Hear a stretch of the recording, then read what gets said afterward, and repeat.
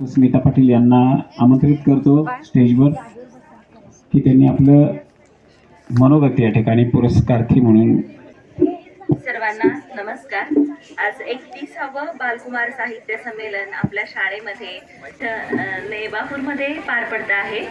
31 वर्ष साहित्य चळवळ चालवणं ही खूप मोठी गोष्ट आहे आणि हा एक वसा आहे, साहित्य सेवेचा वसा आहे. तर ही बालकुमार साहित्य सभा इतके प्रदीर्घ वर्ष हा वसा चालवत आहे. याबद्दल मी बालकुमार साहित्य सभेचे मनापासून अभिनंदन करते, कारण हे एक शिवधनुष्य असतं आणि जे सगळे मिळून पेलत असतात. त्यामुळे या सभेच्या सर्व अध्यक्ष उपाध्यक्ष कार्यकारिणीचे मी मनापासून अभिनंदन करते. आजचं संमेलन इथं ज्या शाळेमध्ये घेत जाते त्या शाळेचे मुख्याध्यापिका आणि तुम्ही सगळे विद्यार्थी, सर्व शिक्षक वृंद या सर्वांचंही खूप खूप अभिनंदन करते की त्यांनी एक छानशी एक साहित्य चळवळ आज इथं राबवत आहेत. त्याबद्दल त्यांचंही मनापासून अभिनंदन करते.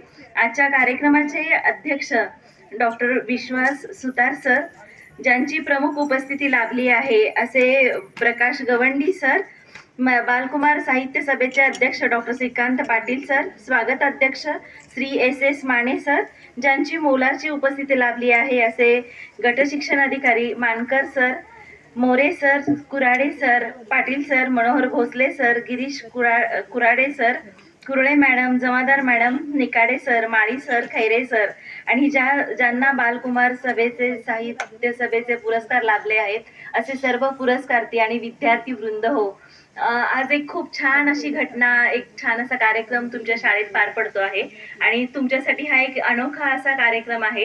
याचा तुम्ही आनंद अगदी मन भरून घ्याल अशी मला खात्री आहे. असं म्हणतात की कौतुक करणाऱ्याचं मन आभाळा एवढं मोठं असावं लागतं आणि ते मागून मिळत नसतं, तर जन्मतः लाभावं लागतं.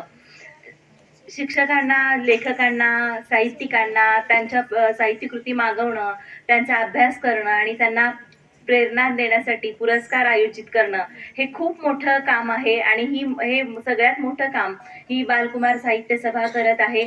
म्हणून या आभाळा एवढं मन लाभलेल्या बालकुमार साहित्य सभेचे मी मनापासून आभार व्यक्त करते आणि आमच्या सगळ्याच पुरस्कारार्थीच्या तर्फे आभार व्यक्त करते. माझी मातीला पंख फुटताना ही एक छान अशी कादंबरी आहे. तुमच्याच वयाच्या मुलीची ही कादंबरी आहे.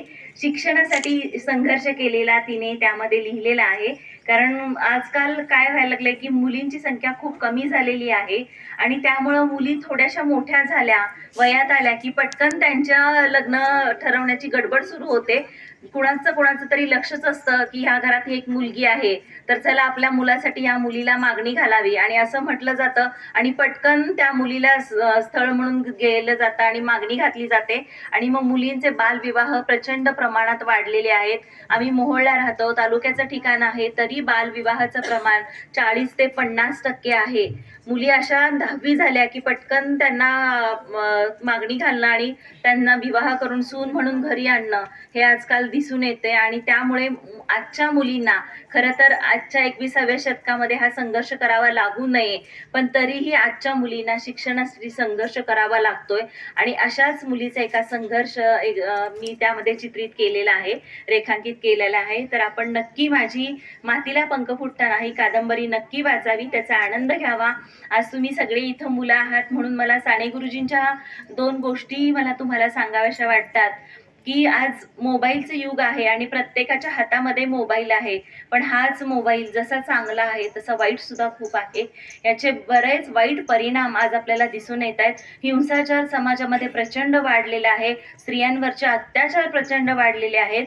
मुलं नको ते पॉर्न फिल्म्स वगैरे मोबाईलवर पाहतात आणि मग त्याचा प्रयोग आपल्या वैयक्तिक आयुष्यात करू पाहतात. यामुळे अतिशय अत्याचार होत आहेत. एकतर्फी प्रेम प्रकरणातून सुद्धा अनेक मुलींच्या हत्या होताना दिसत आहेत. म्हणजे 6वी-7वीचं वय हे काय खरं तर कुठल्या मुलीवर अत्याचार करायचं वय नक्कीच नसतं.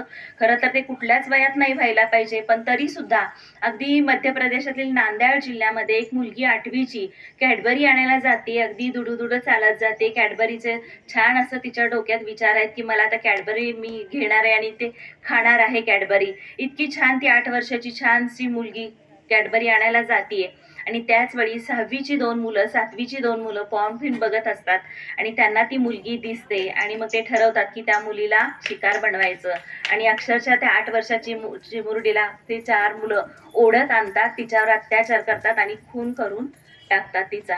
आणि मग घरच्यांना हे कळवतात आणि मग घरचे त्या प्रेताची विल्हेवाट लावतात, एका तलावात ते प्रेत टाकतात. म्हणजे 6वी-7वीच्या मुलांनी अत्याचार करावं हे खूपच झालं आहे.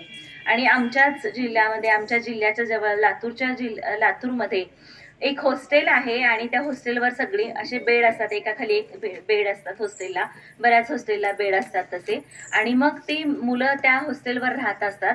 एका मुलाचे आई वडील एका आपल्या मुलाला आणि मुलीला त्या हॉस्टेलमध्ये ठेवत आहेत आणि आपण रोजाने शेताला जात आहेत, सालगडी म्हणून एका शेतावरती काम करत आहेत. तर हा दुसरीचा मुलगा आहे बघा, तुमच्यापेक्षा लहान आहे तो मुलगा. हा दुसरीचा मुलगा आहे आणि तो एका हॉस्टेलवर राहत असतोय.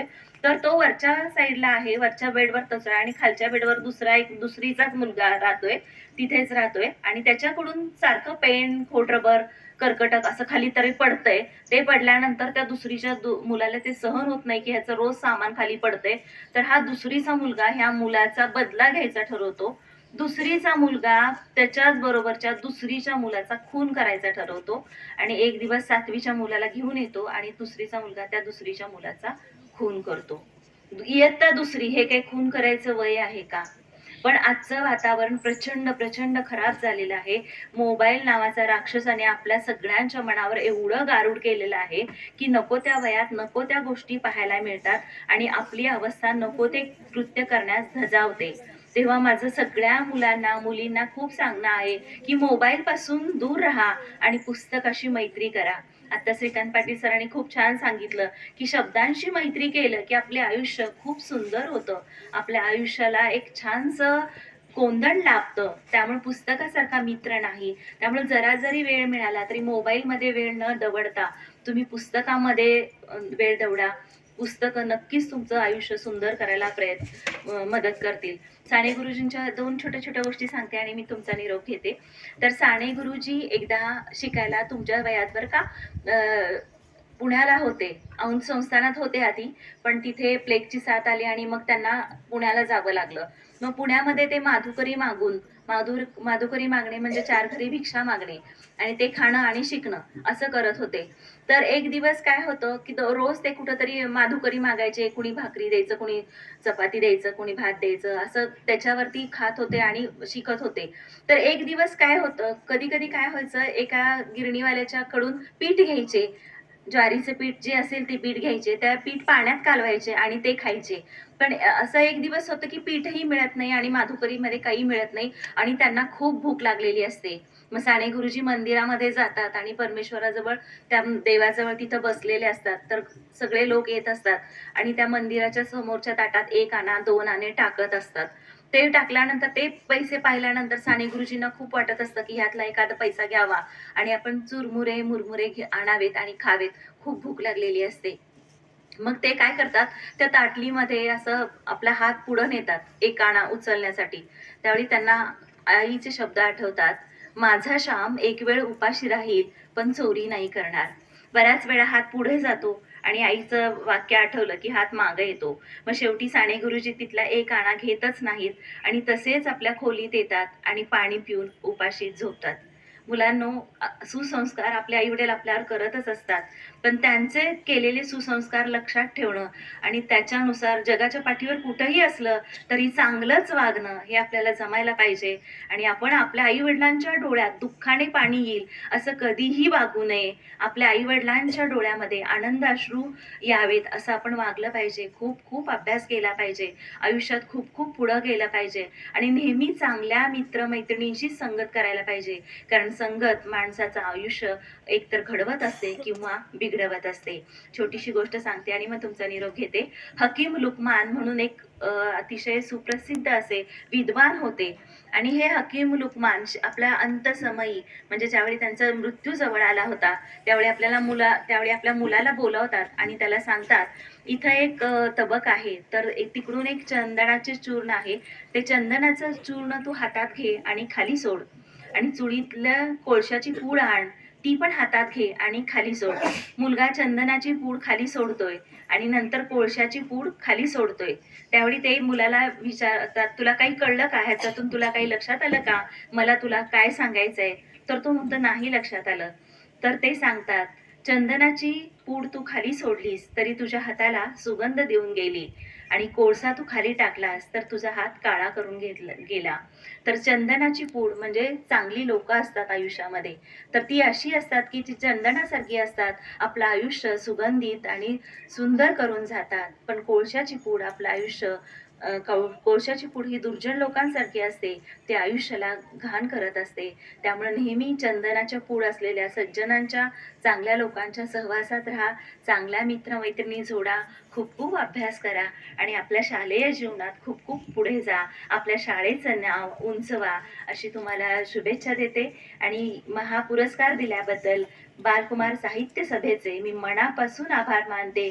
खरं तर कुठली साहित्यकृती ही पुरस्कारासाठी नसते, पण ज्यावेळी पुरस्कार मिळतो त्यावेळी नवी प्रेरणा, नवं बळ मिळत असतं, लेखकाला एक पाठबळ मिळत असतं.